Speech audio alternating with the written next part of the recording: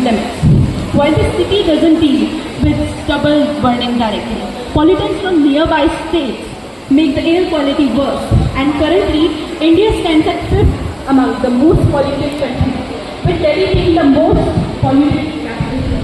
We need to consider emissions at stricter emission regulations. 25 में हुई Paris में AI शिखर सम्मेलन में हमारे भारत के प्रधानमंत्री ने माननीय नरेंद्र मोदी जी ने यह घोषणा की है कि इस बार यानी कि वर्ष 2026 में जो AI शिखर सम्मेलन होने जा रहा है इसकी अध्यक्षता भारत करेगा, इसकी मेजबानी भारत करेगा। ये दिखाता है कि सतत विकास में भारत AI का प्रयोग कितने सकारात्मक ढंग से कर रहा है।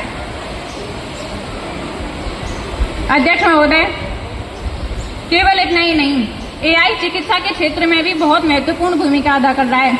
श्रोतागण, मैं आपको ध्यान दिलाना चाहूंगी कि हाल ही में नीदरलैंड में by different companies like ChatGPT, that has OpenAI, Google Bard, that has Google Gemini, etc.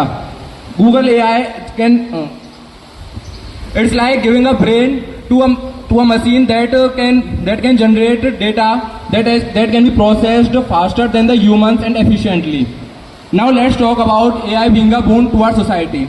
In education sector, it has been proved really helpful to help the students to learn on their pace in the remotest areas where education is not readily available.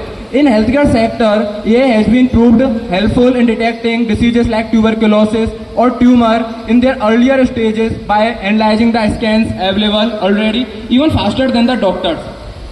Now in finance, AI can be used in banking sectors, preventing cyber frauds and helping the banks release the loans, scanning the data. Now we also use it in our day-to-day life, whether to find बनाए रखता है। ये तीनों सतत विकास के आधार स्तंभ हैं। सतत विकास इन तीनों आधारों पर टिका हुआ है। सतत विकास एक प्रक्रिया है, एक एजेंडा है जिसमें 17 विशिष्ट लक्ष्य हैं जिनको 2030 तक प्राप्त करने का प्रयास किया जा रहा है। अब सतत विकास के लक्ष्यों की प्राप्ति में कृत्रिम बुद्धिमत्ता यानी कि आर्टिफिशियल इंटेलिजेंस की यहाँ पर आए मेरे साथी आपको AI के बारे में बहुत अच्छी तरह से बता चुके हैं। अब मैं आपको AI क्या है, इसका व्यवहारिक रूप क्या है वो बताना चाहती हूँ।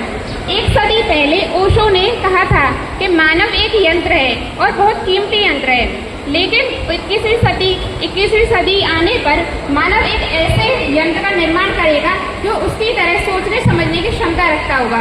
और आज ओशो की भविष्यवाणी सत्य साबित हो गई है।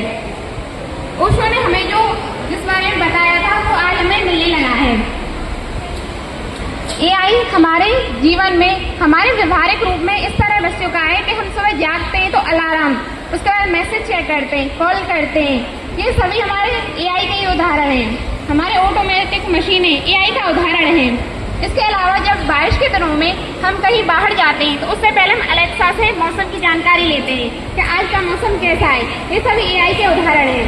आज हम घर बैठे कहीं भी कभी भी शिक्षा के बारे में जानकारी। भूखमरी में AI ड्रोन सेंसर जो होते हैं वो डेटा एनालिसिस की मदद से किसानों को मौसम की जानकारी, मिट्टी की गुणवत्ता और बीज के प्रकार तय करता है। इससे उपज बढ़ती है और भूखमरी घटती है। स्वास्थ्य सेवा AI आधारित सिस्टम जैसे चैटबॉट्स जो हैं मेडिकल इमेजेस जांचने, मरीजों की जल्दी पहचान करने और इलाज में मदद कर रहा है, जैसे कि हमने कोविड-19 के समय देखा भी है। जलवायु परिवर्तन क्लाइमेट एक्शन AI मौसम के पूर्वानुमान लगाने, वनों की कटाई की निगरानी से। My name is Monica Sharma, and with all the permissions of our respected judges, I would like to express my opinions. महानुभावों, देवियों व सज्जनों, मैं हमारे सभी अतिथिगणों का इस महत्वपूर्ण कार्यक्रम में भाग लेने के लिए धन्यवाद का आमंत्रित करती हूँ। जैसा कि आप सभी जानते हैं कि हमारा विश्व